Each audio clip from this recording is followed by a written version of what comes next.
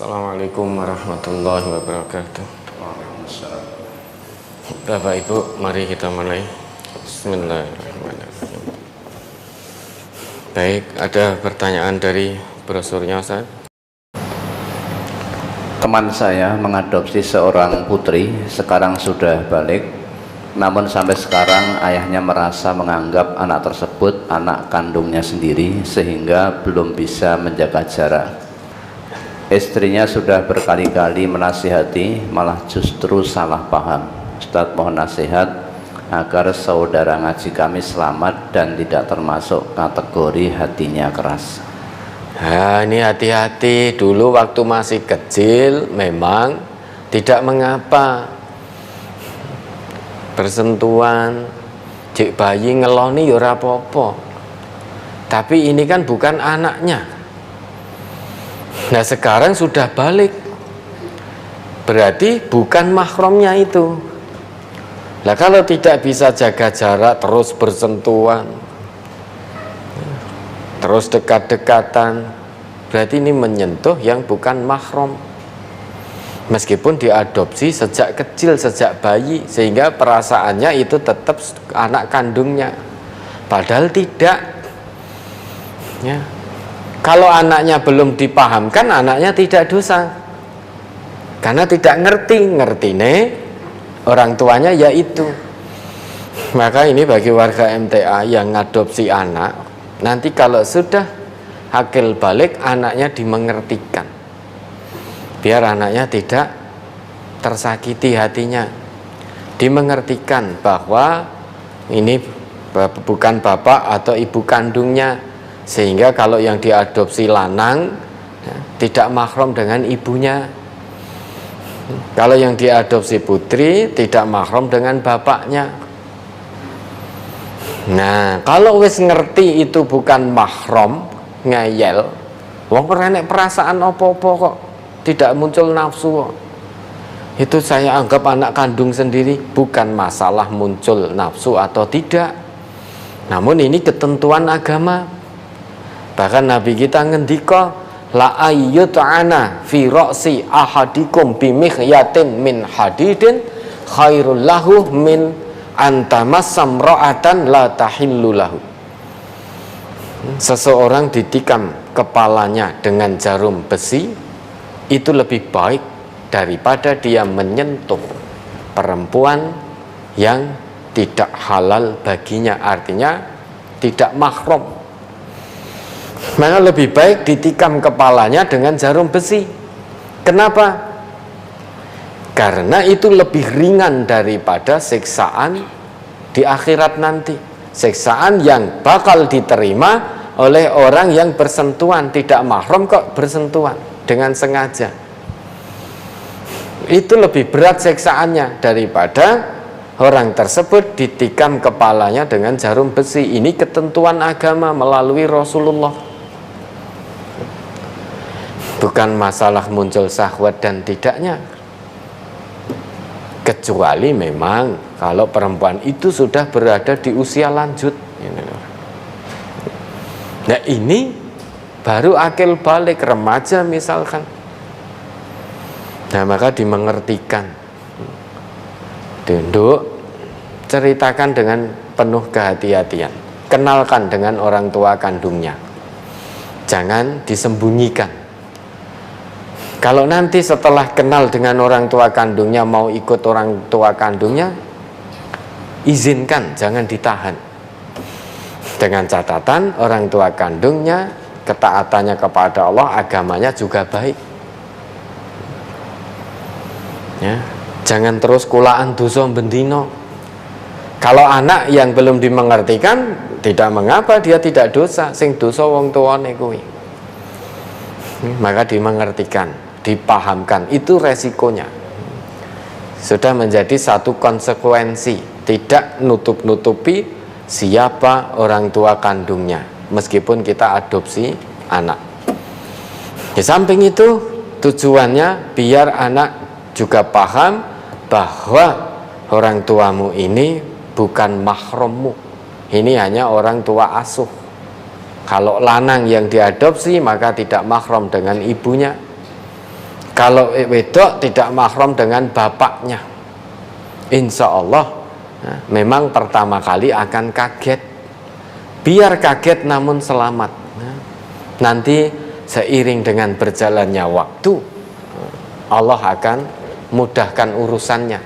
Tinggal kita mau berbenah atau tidak. Kalau kita tidak mau berbenah, kita hanya dihantui ketakutan. Takut engkau perasaane anakku piye, nanti tersakiti, nanti ngene, nanti sedih, nanti itu, ini, itu, dan lain sebagainya. Lebih takut dengan perasaan putri adopsinya tadi daripada menerjang larangan Allah, larangan Rasul. Padahal kalau kita yakin menjalankan perintah Allah, perintah Rasul dengan penuh keyakinan, Allah akan berikan jalan keluar. Jangan takut. Wa may yattaqillaha yaj'al lahu makhraja. Allah akan berikan jalan keluar. Kemudian di samping itu Allah akan mudahkan urusannya. La tuqaddimu baina yadayillah. Jangan dahului ketetapan Allah. Jangan dahului tangan Allah, maksudnya jangan mendahului ketetapan Allah. Lho engko nek aku ngaku ngene, engko anakku sedih. Itu kan berarti kita mendahului ketetapan Allah. Usahakan mengertikan dulu anaknya.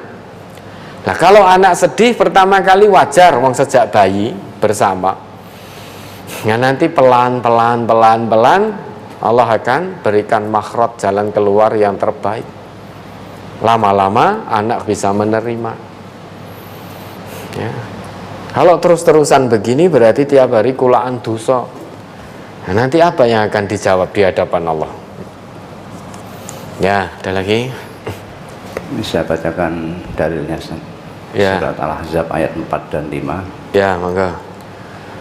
Ma ja'alallahu lirajulin min qalbayni fi jawfihi wa ma ja'ala azwajakumul la'i tuzahiruna minhunna ummahatikum wa ma ja'ala ad'iyaakum abna'akum zalikum qawlukum bi afwahikum wallahu yaqulul haqqa wa huwa yahdis sabil ud'uuhum li abaihim wa aqsatu 'indallah fa illam taf'alu aba'ahum fa ikhwanukum fid dini wa mawalikum wa laysa 'alaikum junahun fima akhta'tum bihi walakin ta'ammadat qulubukum wa kana Allahu ghafurur rahima. Allah sekali-kali tidak menjadikan bagi seseorang dua buah hati dalam rongganya, dan dia tidak menjadikan istri-istrimu yang kamu zihar itu sebagai ibumu, dan dia tidak menjadikan anak-anak angkatmu sebagai anak kandungmu sendiri. Nah ini toh, wa ma ja'ala ad'iyaakum abna'akum. Allah itu selamanya tidak menjadikan anak-anak angkatmu sebagai anak-anak kandungmu. Ini ketetapan mutlak dari Allah. Wa ma ja'ala ad'iyaakum abna'akum. Tidak bisa ditawar-tawar. Ini ketetapan sifatnya sudah final dari Allah, mutlak. Jangan cari pilihan lain. Ini Allah sudah membuat ketegasan, membuat ketetapan. Allah tidak akan pernah menjadikan anak-anak angkatmu sebagai anak-anak kandungmu. Ya, terus? Yang demikian itu hanyalah perkataanmu di mulutmu saja, dan Allah mengatakan yang sebenarnya, dan dia menunjukkan jalan yang benar. Ternyata Allah mengatakan yang sebenarnya, dan Allah menunjukkan kepada jalan yang benar. Lah kalau kamu tidak mau dengan ketetapan Allah ini, berarti tidak mau kebenaran yang datangnya dari Allah. Kalau tidak mau kebenaran dari Allah, berarti tidak mau ke jalan yang lurus, tidak mau ditunjuki oleh Allah jalan yang benar, berarti milih jalan yang sesat. Milih jalan yang sesat. Ya, ini Al-Ahzab ayat 4 dan 5. Lanjut. Panggillah mereka anak-anak angkat itu dengan memakai nama bapak-bapak mereka. Ya toh? panggil anak-anak angkatmu dengan nama bapak-bapaknya. Kalau jenengan perso, boleh panggil dengan nama bapak aslinya, bapak kandungnya. Kalau tidak tahu siapa bapaknya, lanjut. Itulah yang lebih adil pada sisi Allah. Dan jika kamu tidak mengetahui bapak-bapak mereka, maka panggillah mereka sebagai saudara-saudaramu seagama dan maula-maulamu. Dan tidak ada dosa atasmu terhadap apa yang kamu khilaf padanya, tetapi yang ada dosanya apa yang disengaja oleh hatimu. Dan Allah Maha Pengampun lagi Maha Penyayang. Ya toh, anak-anak angkat itu kewajiban dari Allah kita kenalkan dengan bapaknya. Kapan itu? Ya nanti kalau sudah diajak berpikir, bisa diajak berpikir. Jangan disembunyikan. Kalau kita sengaja menyembunyikan bapak kandungnya, orang tua kandungnya, itu yang dosa. Kata Allah kan begitu tadi. Laisa 'alaikum junahun fima akhta'tum bih walakin ma ta'ammadat qulubukum. Kalau hatimu sengaja menyembunyikan orang tuanya, bapaknya dari anak angkat tadi, maka dosa. Kamu mendapat dosa. Ini ketetapan Allah. Maka dikenalkan, beritahu anaknya siapa bapaknya yang asli, siapa orang tua kandungnya, diberitahukan. Ini sudah ketetapan Allah terkait dengan anak angkat. Kalau ternyata tidak tahu siapa bapaknya, maka karena betul-betul tidak tahu, karena ada toh anak bayi ditemukan di tempat sampah, temukan di lahan kosong, itu dibuang oleh orang tuanya yang bejat tadi. Nah kalau tidak tahu maka itu diopeni sebagai saudara. Nah nanti kalau besar diberitahu juga sebetulnya bukan anak kandung kita, namun kita tidak mengetahui siapa bapak kandungnya. Sudah, memang pertama kali anak akan sedih, akan kecewa, itu wajar manusiawi. Namun insya Allah dengan mengharap ridha Allah, yakin betul pada Allah, lama-lama akan terbiasa, akan bisa menerima ketentuan dari Allah, tetap dalam ketaatan kepada Allah. Nah kalau tadi dikatakan anak angkatnya wedok sudah balik,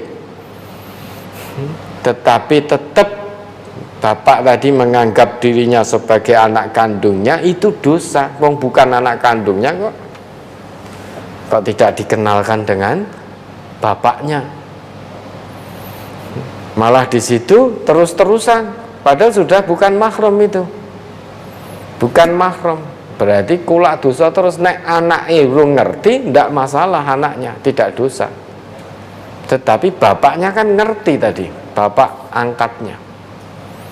Nah, bapaknya yang terus-menerus berdosa, apa yang akan dijawab di hadapan Allah? Sudah, jangan takut dulu, coba usahakan itu mengatakan yang sejujurnya meski pahit.